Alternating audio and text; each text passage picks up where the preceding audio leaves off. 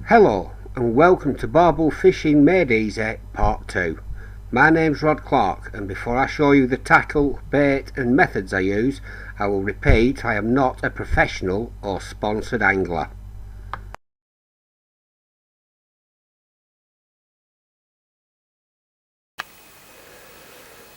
This is the first rod I got for river fishing for barbel and chub. It's a Ron Thompson 12 foot Conquest Avon quiver tip, 1 3/4 pound test curve. It's got the Avon tip on it, and the reel is a Shimano Bait Runner 5000, 12 pound adrenaline on the spool, a Corum running ring, Nash diffusion shocker bead, and a cord, a quick clip. 30-inch bank stick, Preston Innovations adjustable head attached to that, and it's all kept permanently made up in a JRC rod bag. It's the first kit I've ever got. Like I say, it were a present off my wife and kids. It's served me well now for 7 years. The reel's been on it 5 years, and that works as good as it did the day I bought it. This is the second setup I use. It's a Fox Duo Light Floodwater 12 foot 2 3/4 test curve rod.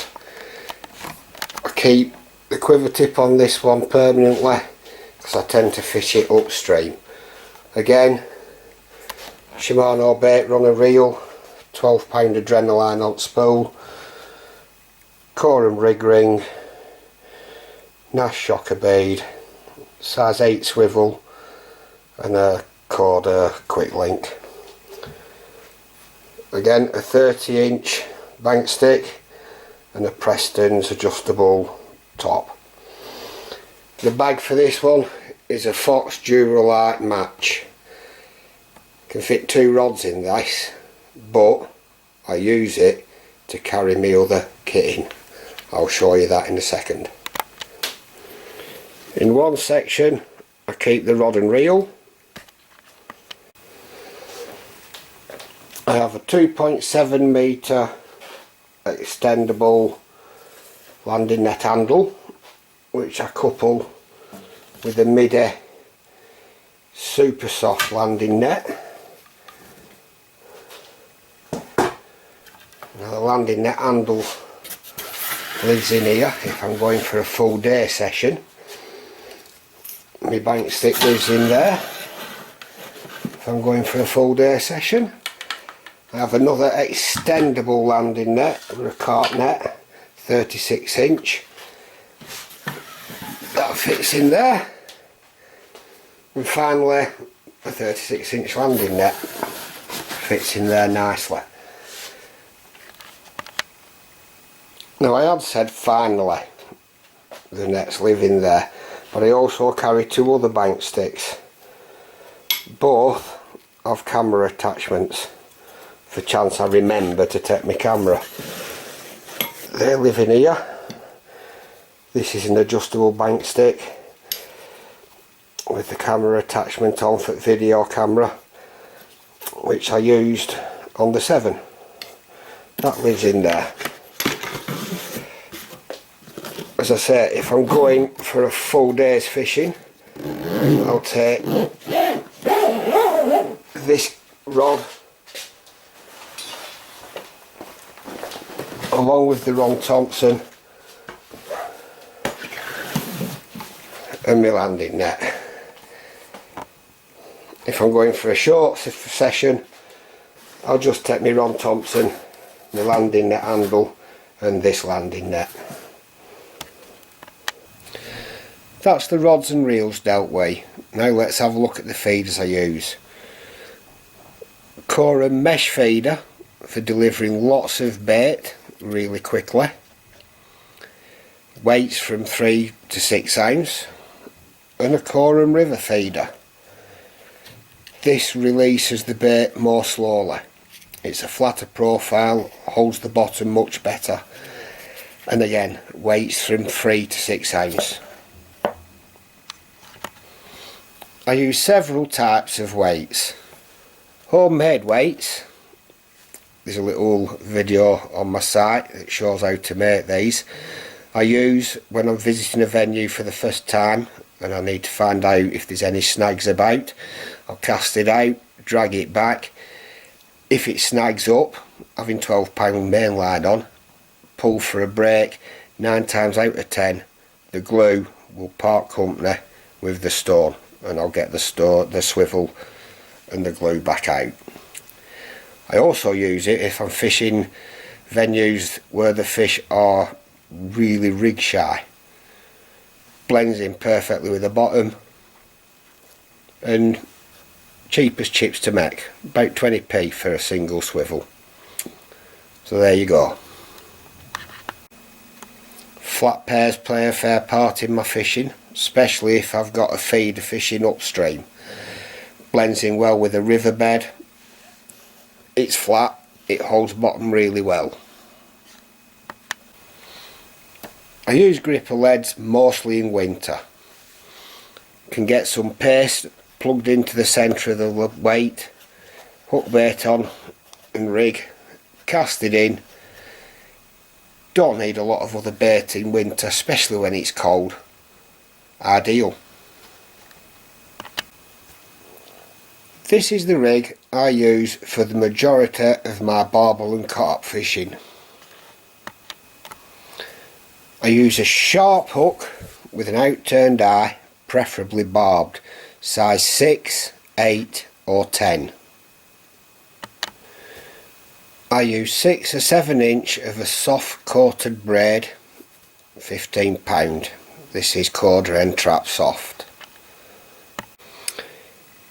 The first thing I do is tie a knot as close to the end of the material as I can. I then tie a knotless knot. On this size 6 hook I've done 7 wraps.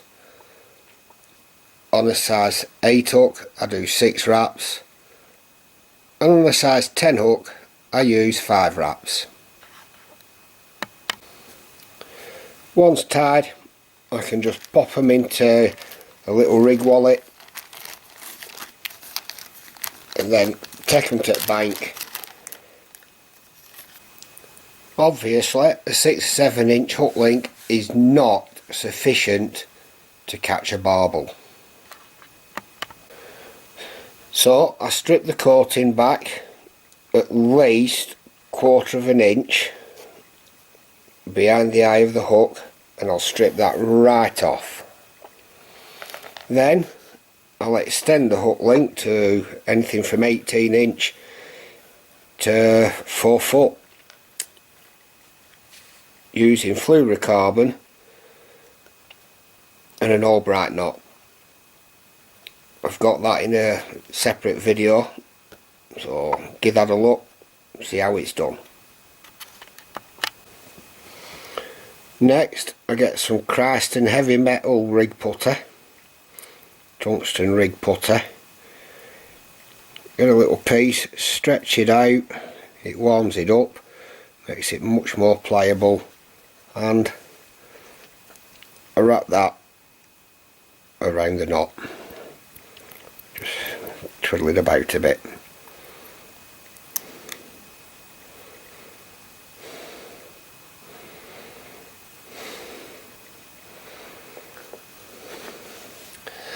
You'll notice there's no hair on this rig. That's because I want to change, or if I want to change baits. If I'm fishing a boilie or a pellet, I use a little hook ring, tie an air on it. I can then attach my boiler or my pellet onto that,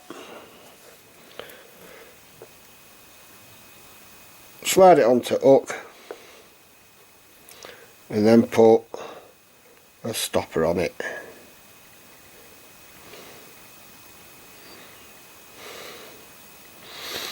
There we go, ready for fishing.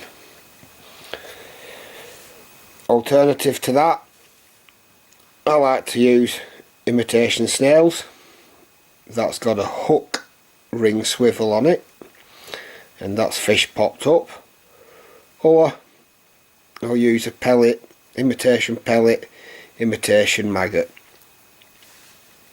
All I have to do, take the stop off, take the hair off, replace it. I mix my ground bait in a 10 litre bucket.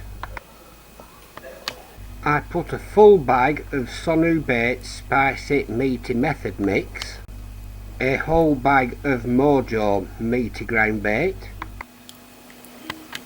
half a bag of Sensor's Halibut and Hemp Mix, a couple of handfuls of DNA Baits Crayfish Mini Mix Pellets, goes into the bucket and is thoroughly mixed.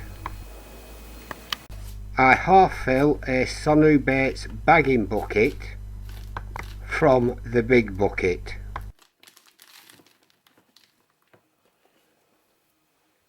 I then add about 3 or 4 handfuls of marine halibut pellets,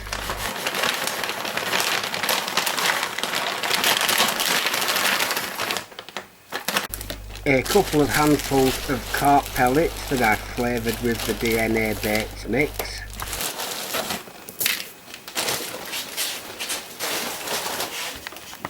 I then give it a right good stir.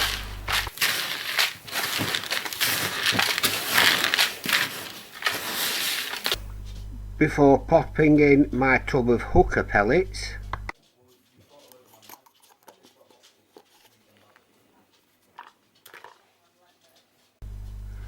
and my DNA Baits liquids.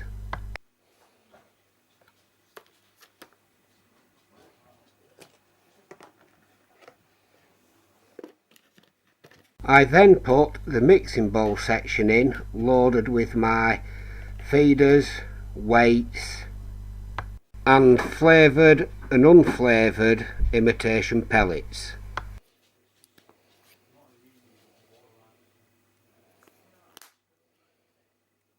Then I seal it with the lid.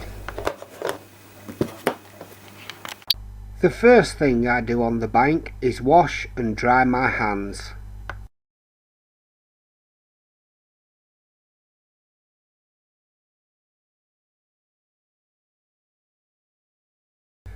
Then I prepare the ground bait.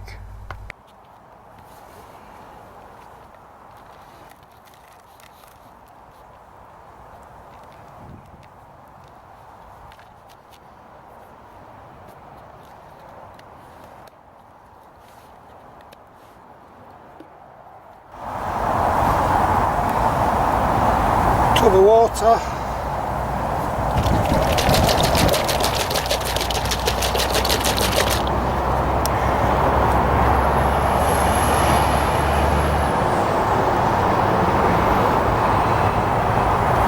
A little bit of my liquid flavour,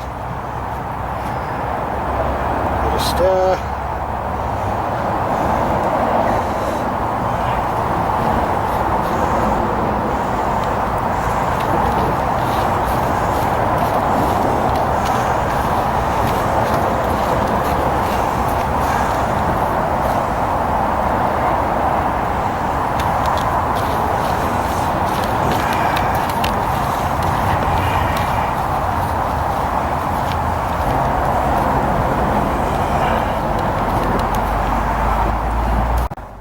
Although I'm adding boilies to the mix, I will not be using them on the hair, and I'll explain why later.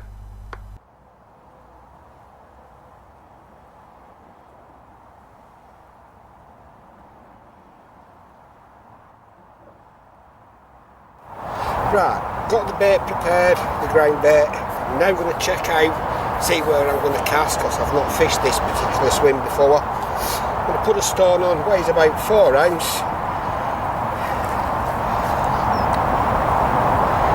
I'm just going to clip it on to this corum rig ring, or ring clip, whatever you want to call it, weight clip.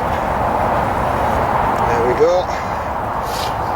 Now, I'm going to cast it about out there, upstream, find a spot, then I'm going to find a spot downstream.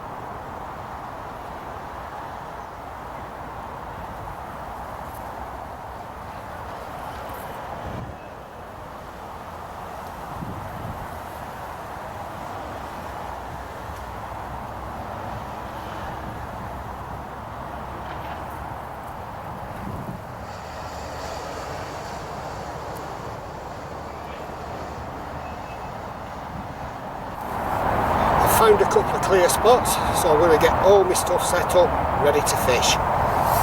That Ribble's a tidal river, and I checked the tides on the internet before I come out, and it was high tide at 1 o'clock today. It's now 3:30.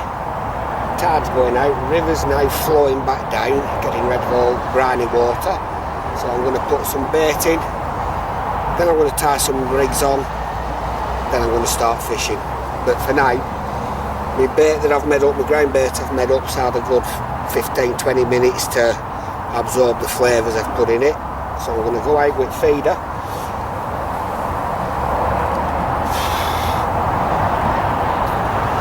Make a few casts, and then sit down, tie some rigs, then I'm going to start fishing. The ground bait's had time to absorb the flavours, so I'll go and make 4 casts upstream with a Acorn mesh feeder.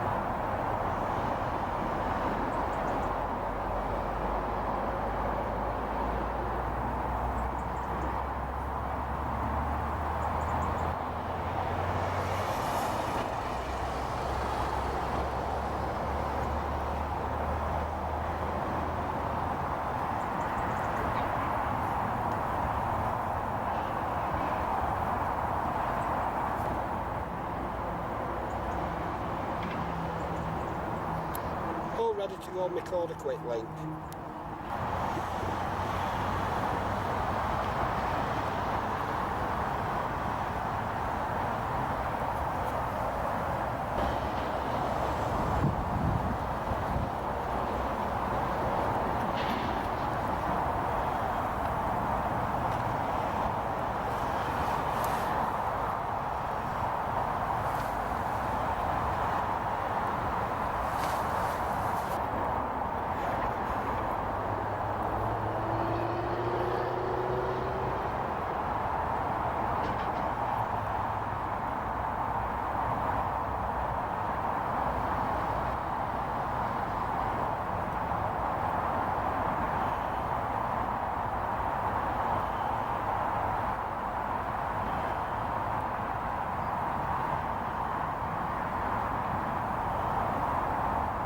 With the stringer baits made, I attach it to the hook with the imitation snail and then cast it out directly in front of me, just beyond some streamer weed.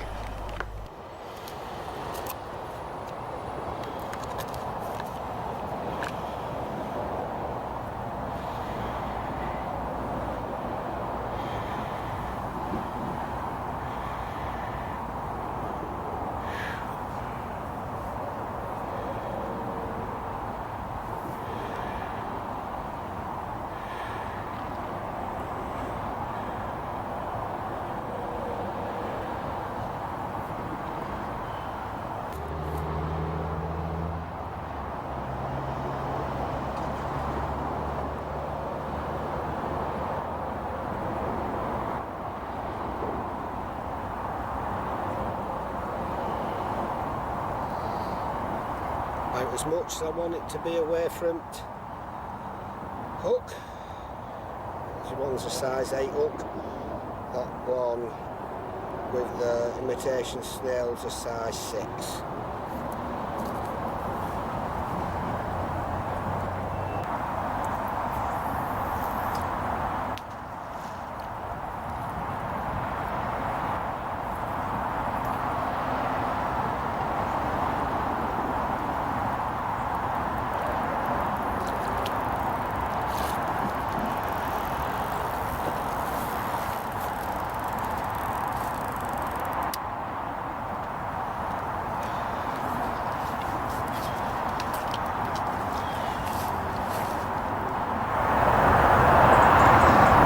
Just had a couple of line knocks, and that's rather surprised me, because this stretch of river has been plagued by cormorants. There's now otters on the opposite side at rock holes, and of course folk who take and eat our coarse fish. So I'm quite surprised I've had a knock. I didn't really expect to get anything. After the line knocks, I reeled in to find the hook point had bent over, so I replaced the hook link, refilled the feeder and recast. I left the video camera running in the hope of catching a take, but sadly the battery died. However, I did catch a barbel later on, and I managed to get a photograph of it on my mobile phone. With a fish of about £4 in the net, I went home happy. I returned to the river several days later. The weather was baking hot for the end of September and the river was running really low. So instead of fishing, I decided to fire a few boilies out just to remind the barbel of the taste. This is the peg I fished the other day. You can see how much lower the water is, and this is about half hour after high tide. If you look out, you see all the streamer weed. I was fishing just over the other side of the streamer weed the other day, and up onto that bank near Stanchionford Bridge. Just going to catapult an handful of boilies in, broken up and whole.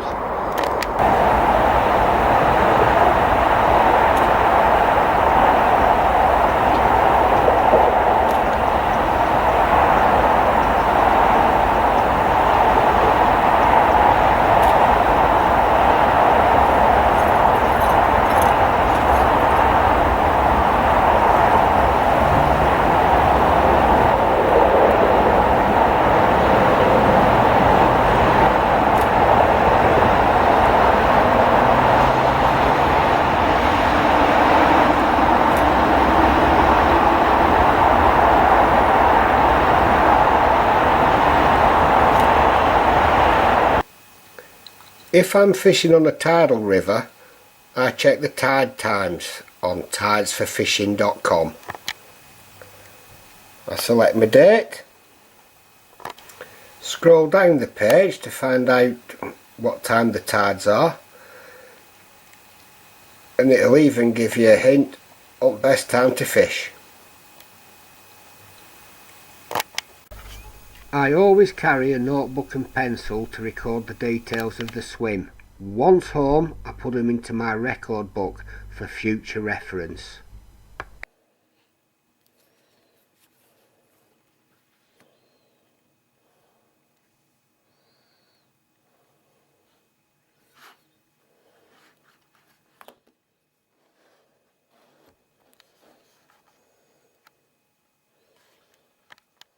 When I first started barbel fishing, I used standard baits like hemp, castor, corn and luncheon meat, and all I caught was chub.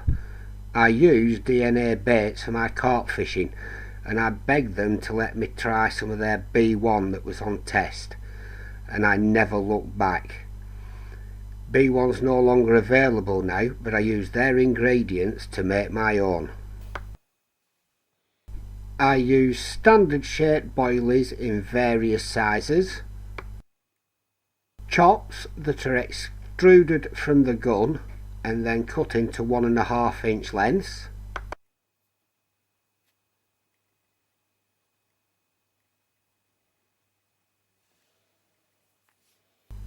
block baits, which are base mix flattened out to about 1 inch, 1.5 inches thick and then boiled for 4 or 5 minutes. You can break it up or cut it into shapes, and it has a soft inside and a hard outer coating.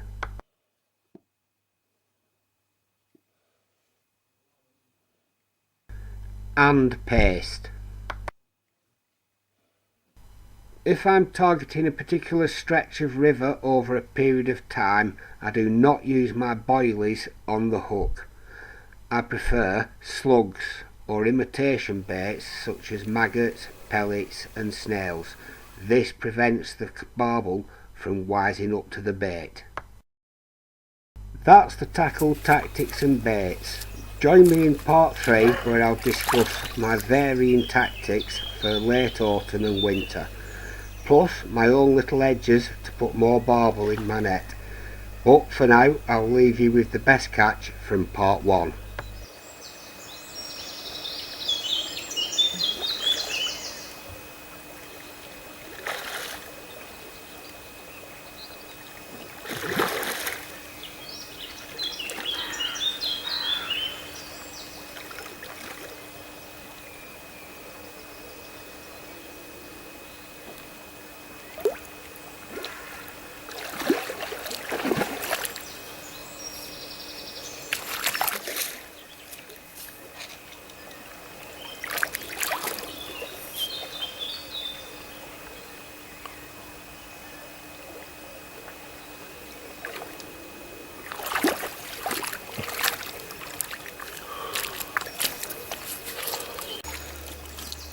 It's a lot better than the ones I was catching yesterday.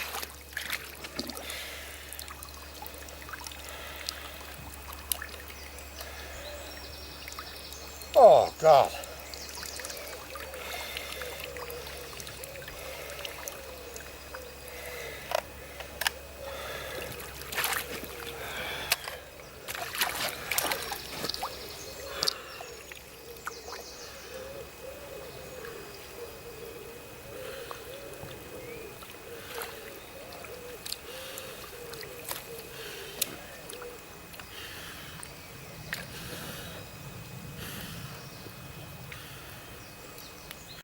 If you found this video useful, please share it. Thank you.